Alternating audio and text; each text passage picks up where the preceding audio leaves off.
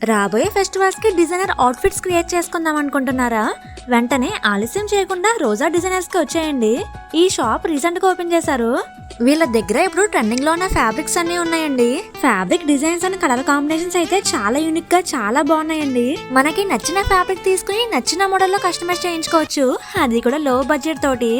Stitching కూడా వీళ్ళే చేసేస్తారండి. ఈ డిజైనర్ అవుట్ఫిట్ అయితే నాకు చాలా బాగా నచ్చింది. ఇవే కాదండి, 3 పీస్ కొత్త సెట్స్ అయితే చాలా మోడల్స్ లో ఉన్నాయన్నమాట.